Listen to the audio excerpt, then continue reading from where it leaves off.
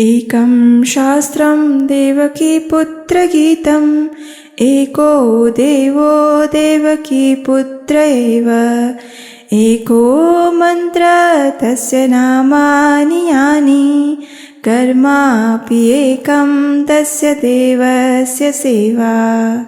केवल एक शास्त्र है देवकी पुत्र द्वारा गाई गई भगवत गीता। एक ही देव है यानी देवकी का पुत्र श्री कृष्ण। एक ही मंत्र है उनके नाम का उच्चारण और जीवन में करने योग्य कार्य भी एक ही हैं और वो है देवकी के पुत्र श्री कृष्ण की सेवा। और ये कहा है स्वयं शंकराचार्य ने अपने गीता महात्म्य के 7वें श्लोक में।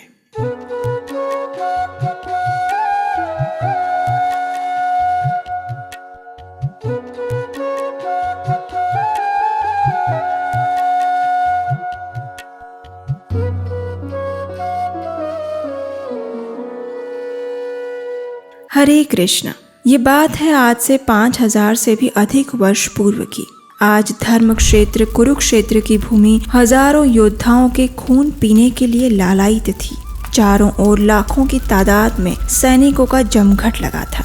अनेक प्रकार के शस्त्रों से लदे हुए सैनिक मरने या मारने के लिए सज्ज थे। उनके वक्ष स्थल पर जिरह कस के ऐसे बंधे हुए थे मानो गोरखपंथियों ने कंठ में कंथा डाली हो। उनकी युद्ध गर्जना और भार ने पाताल में द्वंद्व उत्पन्न कर दिया था। उनके संचरण से उड़ी धूल से आकाश धूसरित हो गया था। इस धर्म के युद्ध में बज रहे युद्धवादियों की आवाज सुनकर ऐसा लग रहा था मानो प्रलय काल में शिवजी तांडव कर रहे थे। कौरव और पांडवों ने अपनी अपनी सेना को एक दूसरे के समक्ष खड़ा कर दिया था।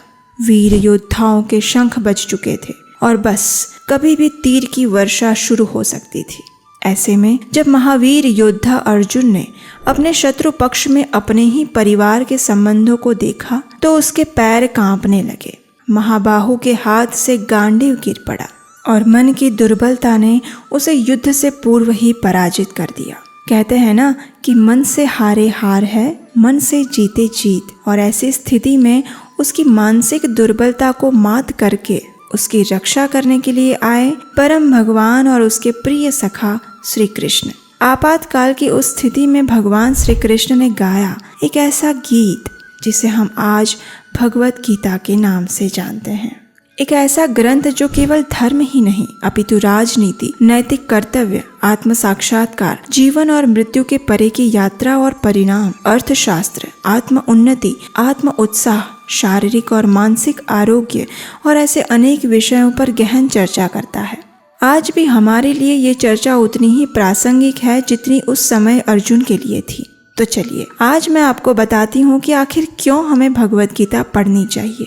पहला कारण, देखिए, ज्ञान सर्वोपरि वस्तु है। ज्ञान से ही मनुष्य अन्य जीवों से भिन्न बनता है, वास्तव में सुसंस्कृत बनता है और सही अर्थ में मनुष्यता को प्राप्त करता है। और फिर हम स्कूल कॉलेज में भी ज्ञान प्राप्त करने के लिए ही तो जाते हैं ना। जिसके पास तर्क शक्ति है उसकी प्रशंसा सभी करते हैं और तर्क शक्ति ज्ञान से ही तो आती है और जो ज्ञानी हैं उनको सभी सम्मान देते हैं। तो इस संसार में जितना भी ज्ञान है, चाहे वो किसी भी विषय के ऊपर हो, उन सभी ज्ञान का सार या निचोड़ अगर कहीं मिलेगा तो वो है भगवत गीता के अंदर। इस दुनिया में ऐसा कोई ज्ञान नहीं जो भगवत गीता में ना हो और इसलिए कम समय में अगर आप संपूर्ण ब्रह्मांड के ज्ञान को आत्मसात करना चाहते हैं तो भगवत गीता पढ़नी चाहिए। तभी तो शंकराचार्य कहते हैं सर्वोपनिषदो गावो दुग्धा गोपाल नंदनः पार्थो वत्स सुधीर भोक्ता दुग्धम गीतामृतम महत्। सभी उपनिषदों का सार गीता है। दूसरा कारण, जब हम कोई भी वस्तु खरीदते हैं तो उसका प्रयोग कैसे करना है उसके लिए एक मैनुअल दिया जाता है। उसे पढ़कर हम वस्तु का उपयोग सरलता से कर सकते हैं। तो क्या हमारा जीवन जो कि इतना कीमती है उसके लिए भगवान ने कोई मैनुअल नहीं बनाया होगा क्या? बिल्कुल बनाया है और उन्होंने हमें दिया भी है, बस हम उसे भुला चुके हैं। और ये मैनुअल है भगवत गीता। जी हाँ, इस जीवन को कैसे जीना चाहिए और हम अपने मनुष्य जीवन का सर्वोत्तम लाभ कैसे उठा सकते हैं उसके विषय में संपूर्ण ज्ञान दिया गया है इस भगवत गीता में। इसलिए भी भगवत गीता पढ़नी चाहिए। तीसरा कारण, जब हम कहते हैं कि भगवत गीता ज्ञान प्रदान करने वाला ग्रंथ है, तो इसका मतलब ये नहीं है कि उसमें दी गई शिक्षा सिर्फ किताबी है। जी नहीं, उसमें बताए गए श्री कृष्ण के वचन आज भी हमें प्रैक्टिकल जीवन के सूत्र देते हैं। आदर्श जीवन जीने के लिए हमें क्या क्या आदतें सीखनी चाहिए, क्या करना चाहिए ये भी बताया है, और क्या नहीं करना चाहिए ये भी बताया गया है। किसी भी क्षेत्र में सफलता कैसे प्राप्त कर सकते हैं, किस प्रकार अपने शरीर को स्वस्थ रख सकते हैं, किस प्रकार हमारे संबंधों को मजबूत रख सकते हैं, हमेशा खुशहाल और सुखी जीवन जीने की कुंजी क्या है, इन सभी प्रैक्टिकल प्रश्नों के प्रैक्टिकल उत्तर अगर आपको कहीं पर मिलेंगे तो वो है भगवत गीता में, और इसलिए भी हमें भगवत गीता पढ़नी चाहिए।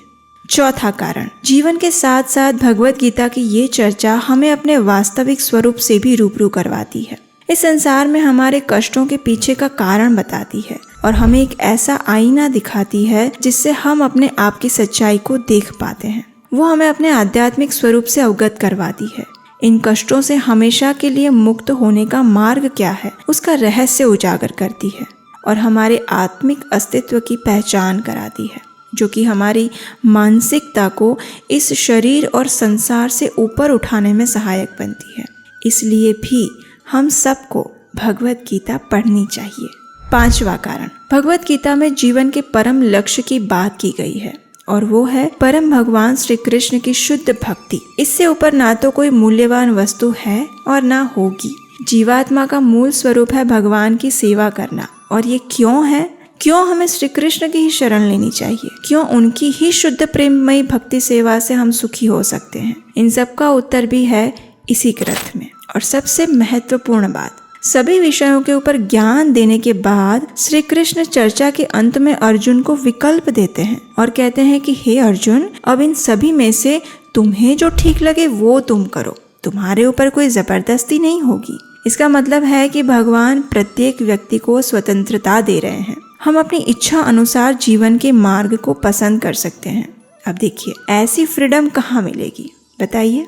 तो इसलिए भी हमें कम से कम एक बार भगवत गीता पढ़नी चाहिए और उसे समझने का प्रयास करना चाहिए। कुछ लोगों को लगता है कि भगवत गीता सिर्फ हिंदुओं का धर्म ग्रंथ है, इसलिए हिंदू ही पढ़ सकते हैं। जी नहीं, ये ग्रंथ उन सभी लोगों के लिए है जो जीवन में सफल बनना चाहते हैं, जो जीवन के परम लक्ष्य को प्राप्त करना चाहते हैं। कुछ लोग इसका इतना सम्मान करते हैं कि पूरी जिंदगी उसे लाल या सफेद कपड़े में लपेटकर सिर्फ तिजोरी में बंद करके रखते हैं, कभी पढ़ते ही नहीं है। जरा सोचिए, सिर्फ घर में उसे पूजा के स्थान में रखने से इतना फायदा हो रहा है तो उसे पढ़कर जीवन में उतारने से कितना लाभ होगा। तो इस बार गीता जयंती पर संकल्प लीजिए कि कम से कम एक बार भगवत गीता अवश्य पढ़ेंगे और उसे समझने का प्रयास करेंगे, क्योंकि वैसे तो ये काम हमें आज से 15-20 साल पहले ही कर लेना चाहिए था, लेकिन नहीं हुआ। तो कोई बात नहीं, अभी भी समय है और सर्वश्रेष्ठ समय है आज। गीता जयंती से विशेष अवसर क्या हो सकता है जब आप स्वयं के लिए भगवत गीता खरीदें, और अगर आपके पास है तो अपने किसी मित्र या परिवार के लिए खरीदें और उन्हें भेंट दें, क्योंकि ये ऐसा उपहार है जो ना तो कभी वेस्ट होगा और ना ही कभी पुराना। इसलिए अगर आप भगवत गीता खरीदना चाहते हैं तो हमारी वेबसाइट neelachal.com पर जाइए और आज ही इस दिव्य ग्रंथ को अपने जीवन में आमंत्रित कीजिए। इस गीता जयंती के उपलक्ष्य में हम विभिन्न स्थानों पर भगवत गीता का वितरण करते हैं। तो अगर आप भगवत गीता के वितरण के लिए दान देना चाहते हैं तो हमारी वेबसाइट geetadan.in पर जाइए और दान दीजिए। गीता जयंती के इस विशेष अवसर पर संपूर्ण भगवत गीता का पाठ करें, उसका वितरण करें और इस वीडियो को अधिक से अधिक लोगों को शेयर करके अन्य लोगों तक भी इसकी महिमा का संदेश पहुंचाएं। तो चलिए, निराशा से नवोन्मेष की यात्रा पर ले जाने वाले इस महान ग्रंथ की महिमा को जन जन तक पहुंचाएं। आज ही भगवत गीता मंगवाएं, क्योंकि यही है अपनों के लिए अपनी चीज, Bhagavad Gita as it is. Hare Krishna.